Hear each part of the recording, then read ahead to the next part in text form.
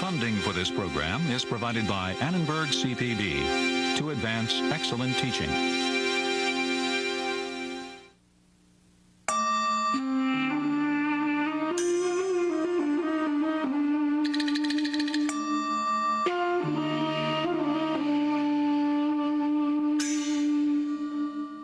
In early 1571, the famous Florentine goldsmith Benvenuto Cellini died.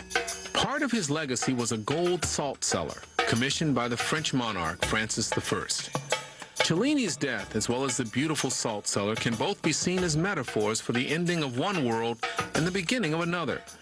For 1571 marked the year that trade first became a global phenomenon. Cellini's salt cellar, as beautiful and golden as it is, depicted Europeans sitting on top of the world. And ironically, it would not be gold, but silver that would lead historians to understand the true relationship between different parts of the world as this new global identity emerged.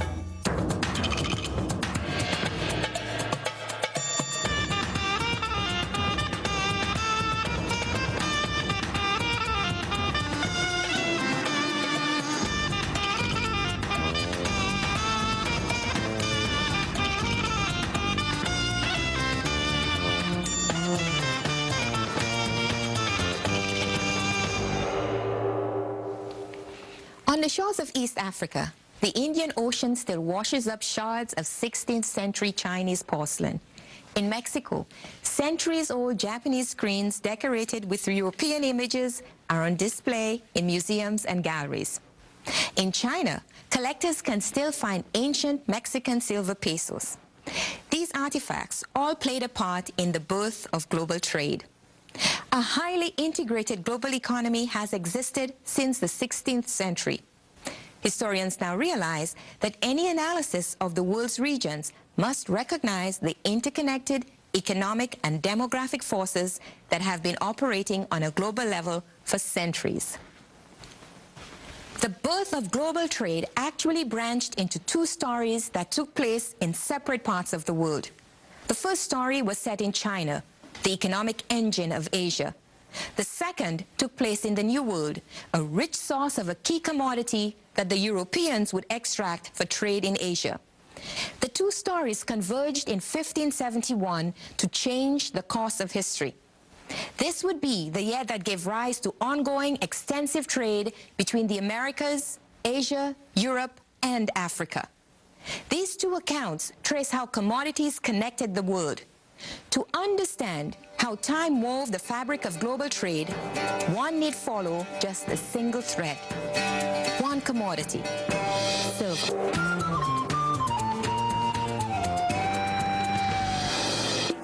Before the 16th century, the world's four main monetary substances were silver, gold, copper, and various shells. Each flowed independently with distinct regional markets on every continent. But it was the demand for silver which finally created an all-encompassing network of global trade. And that demand originated in China. Well, Europe was really on the periphery of world trade at this time. In the 15th century, Europeans were intermediaries. And in fact, it was Asia, as historians would come to understand, Asia and the Asian economy that really became the engine of change and of interconnections between different parts of the world. In the 15th century, most of China's foreign trade was conducted within the framework of an imperial system of tribute. Rulers of states such as Siam and Vietnam paid tribute to the Chinese emperor in the form of gifts. In this way, they paid homage to the personage they believed was the Son of Heaven, the ruler of the center of the world. Gifts in return from the Chinese court made these tribute relations a kind of commodity exchange. It would be a large mission. It would vary depending on the size of the country and the wealth of that particular country, but say the ruler of Siam would be interested in presenting himself in as powerful a way as possible to the Son of Heaven, to the Chinese emperor. So they would bring an entourage of people displaying their wealth and power. The Chinese had been linked to Mediterranean Europe since their first trading expeditions in 138 BCE. Han Dynasty artifacts found in Roman tombs bear out these early connections. Trade moved slowly through overlapping networks of regional markets via the Silk Roads and various Indian Ocean routes. Domestic trade flourished in China around this time. Various regions produced prized commodities such as silk, porcelain, jade, and tea. China dominated the East Asian world for hundreds of years, and by the 16th century, there was very little offered by outsiders that China could use. And China's position of power would not shift for centuries. In 1374 CE, fiscal managers of the Ming Dynasty made a decision to restore a system of paper currency to China. This decision set in motion a chain of events that would establish what some scholars have called the first network of global trade. By the 14th century, the Chinese had been using paper certificates for about 500 years. While early certificates were backed by deposits of gold, silver, and silk, these new Ming certificates were not convertible. To keep paper currency in circulation, the government tried to forbid the use of gold and silver as mediums of exchange. Ming fiscal policies proved a disaster. By the mid-15th century, paper currency was virtually worthless, and silver became the preferred medium. Silver was never minted into coins in China, but it was used in weights that varied from about 37 to 50 grams, ingots of silver, and those ingots could be used in varied ways by shaving off bits of it to make it more or less valuable and weighty. The Ming government finally acknowledged that silver had replaced paper. It announced that it would pay salaries and collect taxes in silver or its equivalents. The impact of this new silver monetary system was tremendous. Imagine what it was like for a Chinese farmer, where once he could pay his taxes in grain, cloth, or other barter goods, now increasingly he was forced to pay in silver.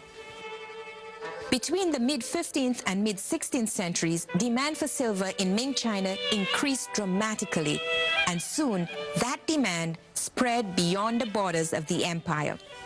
China became what some scholars have called the world's silver sink. China's demand created a ripple effect on world trade and drove the value of silver upward. In the 1540s, Chinese merchants traveled to Japan for the sole purpose of procuring silver. The mines of Tokugawa, Japan produced nearly a third of the world's total output of silver in the 16th and early 17th centuries. Most were shipped to China, and still the Chinese demanded more. So the old story had really been that European searching for spices were what drove global trade. But in fact, it was China's demand for silver that really drove global trade in this period. And the impact of that demand for silver was enormous worldwide.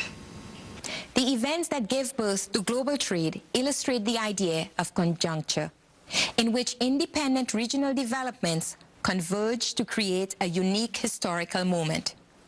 China's increased need for silver was one important event, and the other was unfolding half a world away.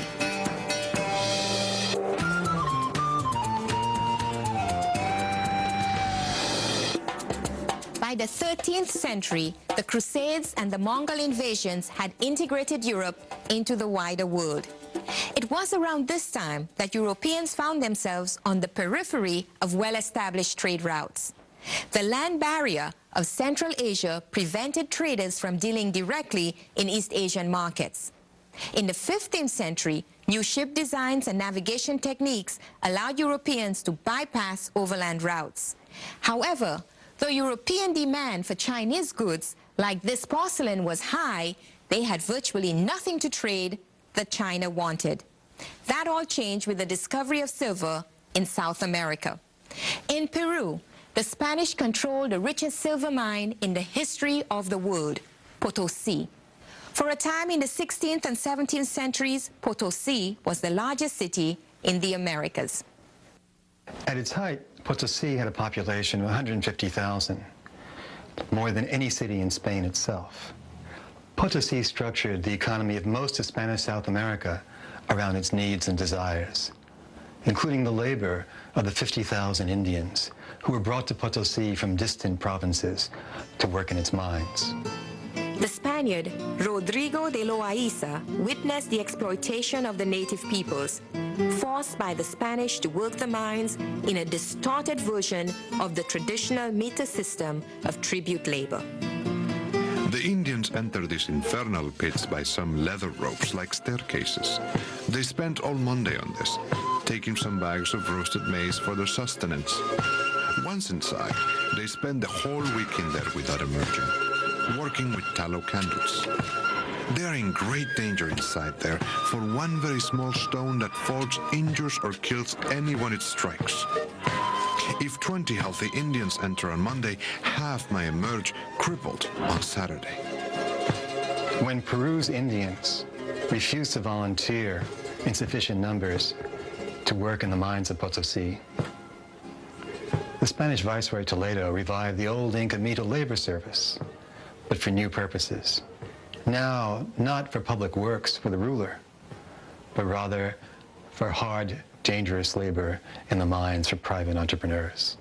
Gone too now was the ruler's reciprocity, which assured that the Mitayo and his community got something back in return for his labor. The Portuguese and later the Dutch were the prime movers of silver in the 16th and 17th centuries. At first, the flow of silver moved eastward across the Atlantic and then along a multitude of routes into Asia. But the Spanish were searching for a direct route between the Americas and China. In 1565, the Spanish finally discovered the winds and ocean currents that would take them from Eastern Asia to Mexico. This meant they could now establish the first direct link between the Americas and China. The Spanish conquered the Philippines in 1565. With the founding of the city of Manila in 1571, Spain had finally a base from which to gain access to China's markets. This launched the voyages of the Manila Galleon, a large trading ship that annually carried silver from the Americas and carried silk, ivory, spices, and other goods back to the Americas.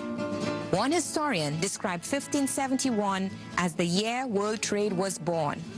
That year marked for the first time continuous and substantial trade between the Americas, Asia, Europe, and Africa. Historians have been slow to realize the importance historically of the annual Manila Galleon, which connected American mines to Asian markets, but for European profits. Chinese demand for American silver was so great that in some years, the amount of silver sent across the Pacific to Manila was greater than the amount sent across the Atlantic to Spain itself. The Manila Galleon enabled Peru to hold off for some decades, the Depression weighing down 17th century Europe. China was the primary end market for the world's silver for several centuries. In 1569, a Dominican priest wrote, "He who would make good market in the country of China carrieth silver rather than goods." The merchants of Europe found this to be true. By 1571, the most important source of world silver was Spanish America. The Spanish merchant Pedro de Valleza had gained business experience in Asia and was well aware of the significance of China's demand for silver.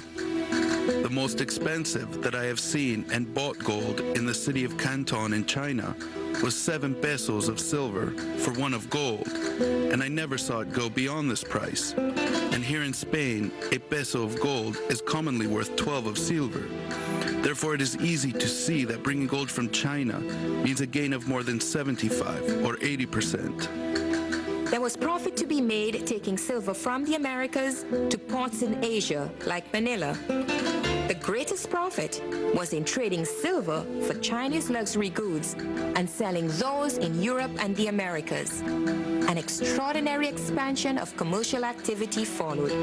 But how did the creation of this first global system of trade play out around the world?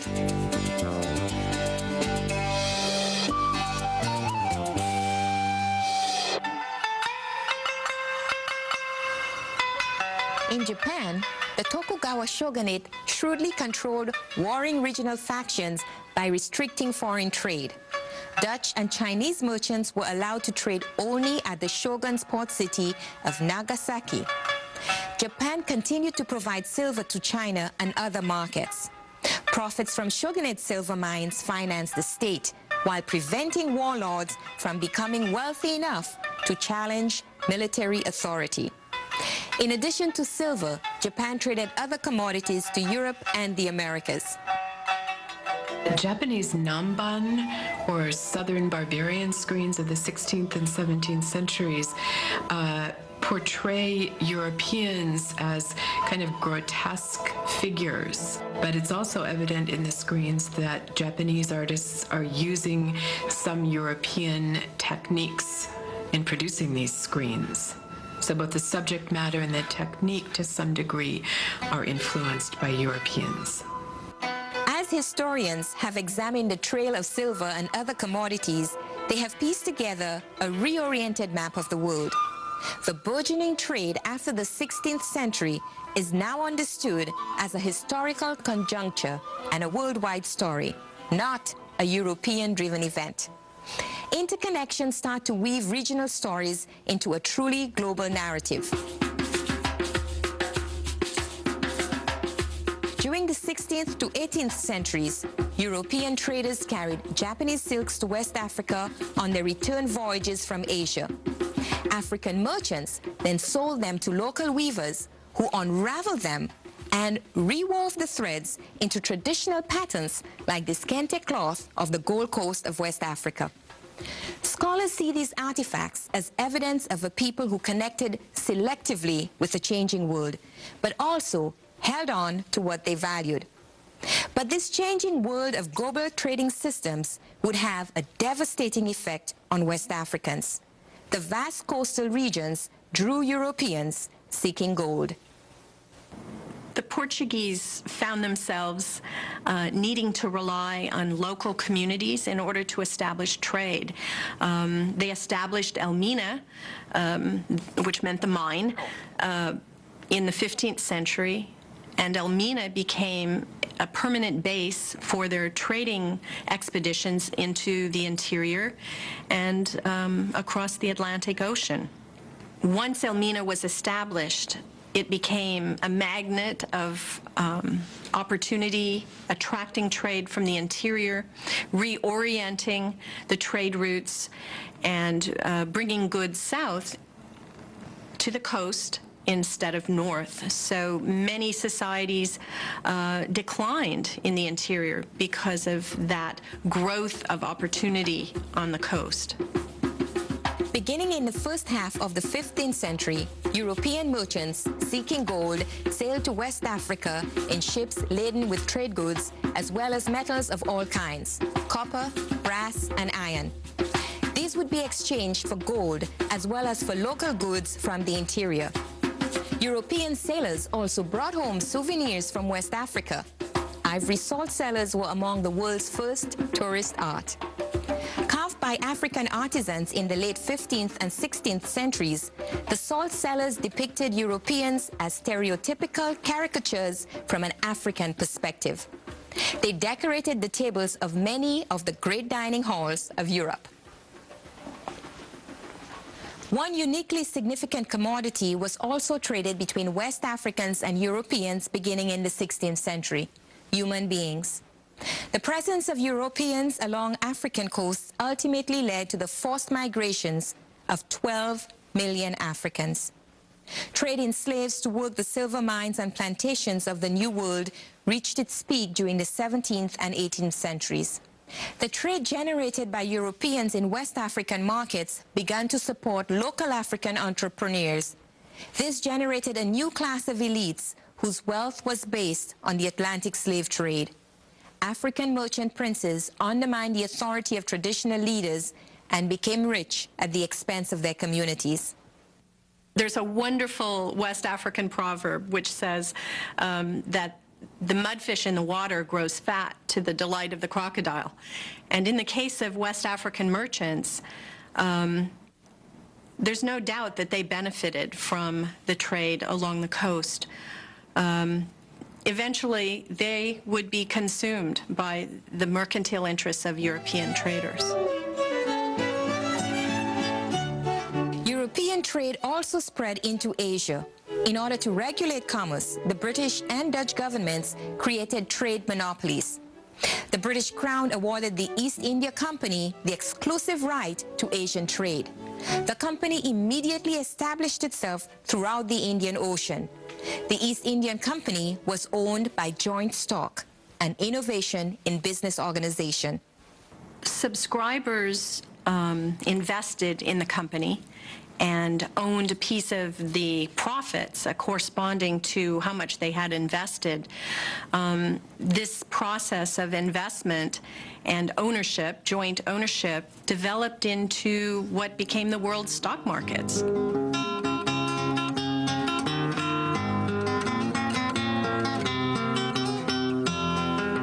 What happened in the Americas, the point of origin for so much of the world's silver? The Potosí mine in Peru operated for nearly 3 centuries until the silver ran out. It's estimated that nearly 8 million Indians died at Potosí. In a second cycle of silver, in the first half of the 18th century, the output of Mexican silver mines grew to exceed that of Peru. 500 million Mexican silver pesos were minted during the 18th century. Shipped from Acapulco on the Manila Galleons, Mexican pesos ruled the Chinese marketplace. They also found their way to India, Europe, even to West Africa, where pesos bought African slaves. And what about China, the empire that launched the global economy? By the 17th century, the Chinese demand for silver was disturbing many Ming officials. At first, they had thought silver had little practical worth and briefly enacted a ban on foreign trade in 1626. But Hachao Yuan, a native of Fujian province, argued that silver brought real economic benefits to those merchants who traveled to trade with Europeans. When our Chinese subjects journey to trade in the Indian Ocean, the foreigners trade the goods we produce for the goods of others. But when engaging in trade in Luzon, we have designs solely on silver coins. 100 yen of Huzhou silk yarn worth 100 taels can be sold at a price of 200 to 300 taels there.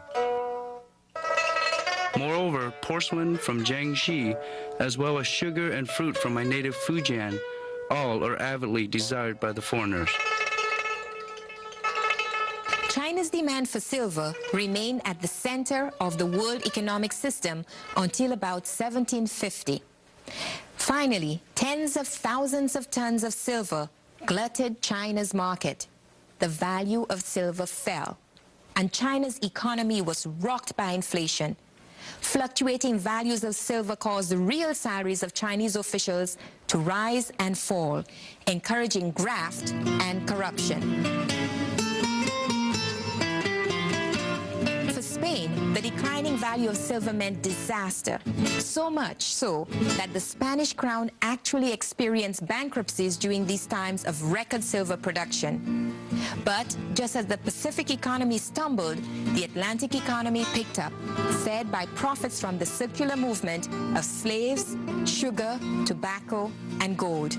Europeans weaned themselves from deficit trading of silver, and eventually the balance of economic power shifted in their favor.